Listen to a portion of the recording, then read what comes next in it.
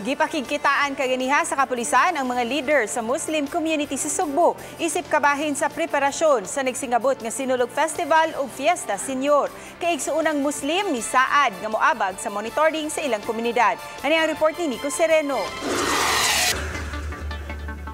Sa Police Regional Office 7, nagdialogo ang mga opisyales sa kapulisan ug Muslim community sa Sugbo. Mitambong ang ilang mga lider, lakip na ang Regional Director sa National Commission on Muslim Filipinos. Ang kapulisan ang nagpatawag sa tigom aron pangayuon ang abag sa kaigsuunang Muslim ning nagsingabot nga dakong kalihukan sa Sugbo.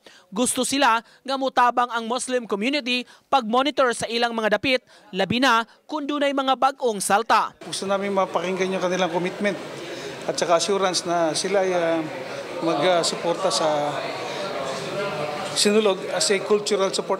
Mikumit ang mga Muslim leaders sa hangyo sa PNP alang sa malinaon nga Sugbo. Di man gud ta kahibalugod sa una-una sa mga individuals nga gusto mo create o kasamok. We have to anticipate that because Cebu could be a soft target. Kami nga ni Adrina Muyo, we do not allow that. We cannot allow that to happen. So kami, we committed nga dili mi mo pasilong og mga bagong salta. Alang sa nagsingabot nga Sinulog, may moabot sa 300 ka mga Muslim youth ang andam nilang i-deploy usab.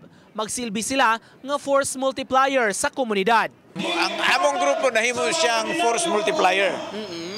To secure stability, to secure peace, for security. Appointment, security, traffic manning, tanan. Gihangop sa PNP ang kooperasyon sa Muslim community dili lang alang sa Sinulog kundi sa umaabot pa nga mga dagkong kalihukan dinhi sa Sugbo. Uban ni June Solon, Nico Sereno, Balitang Bisdak.